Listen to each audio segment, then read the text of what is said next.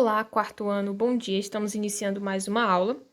E como já terminamos a semana de avaliações, essa semana nós vamos estar retomando o nosso conteúdo sobre tabelas. Então, nós vamos estar fazendo a continuação da atividade que vocês iniciaram algumas semanas atrás. Então, relembrando na página 122, a tabela ela possibilita a apresentação de dados de forma resumida e facilita o entendimento.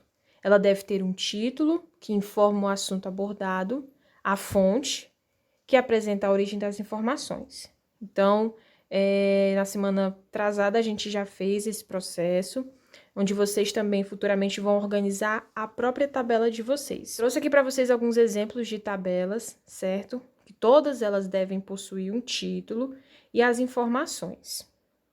Vocês já iniciaram a atividade da página 124. Aí vocês fizeram a questão 1, 2 e 3, ok? Vocês fizeram da página 124 até a página 126.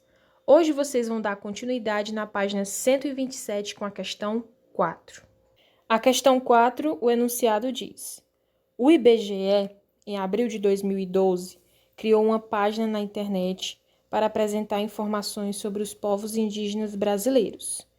Veja na tabela os 5 municípios do Brasil com maior quantidade de pessoas autodeclaradas indígenas de acordo com o censo de 2010. Então, essa tabela da página 127 tem o título Municípios com maior quantidade de pessoas autodeclaradas indígenas em 2010. Então, tem lá os municípios, os 5 municípios, e o número total de população daqueles municípios, tá? O número total aí de pessoas autodeclaradas indígenas. Carolina analisou as informações do enunciado e da tabela e escreveu suas conclusões. O que ela observou? Ela disse: as principais informações são que o IBGE criou, em 2012, uma página na internet para apresentar informações sobre povos indígenas brasileiros e a população dos 5 municípios com maior quantidade de pessoas indígenas em 2010. O município com a maior quantidade de pessoas indígenas era São Gabriel da Cachoeira, com 29.017 pessoas.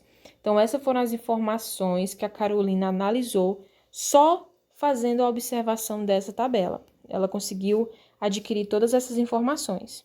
Então, o que vocês vão fazer? Assim como ela fez, vocês vão escrever as conclusões sobre as informações apresentadas no enunciado da atividade e na tabela. Como assim escrever as suas próprias conclusões? Vocês vão fazer um texto parecido com o da Carolina, tá?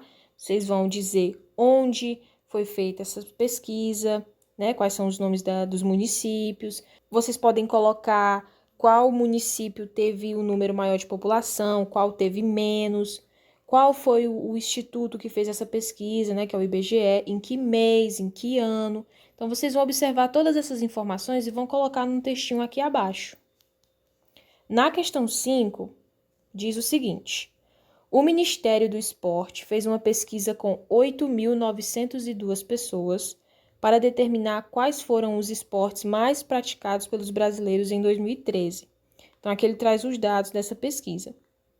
Então, vocês têm aí 6 esportes: futebol, voleibol, caminhada, natação, academia e corrida, certo? Aí ele indica aqui para vocês que a cor verde representa os homens e a cor rosa representa as mulheres. Então, por exemplo, no futebol, 5.893 homens praticavam futebol em 2013 e 1.709 eram mulheres, ou seja, o número maior aí eram de homens. Então, cada esporte aí tem a quantidade de quantos homens praticavam e de quantas mulheres praticavam. Em seguida, na letra A, vocês vão observar a tabela e vão preencher com o que vocês observaram aqui no tablet, certo? Que ele traz aí para vocês as informações.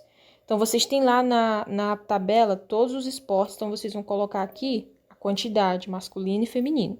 Por exemplo, futebol, que é o primeiro esporte.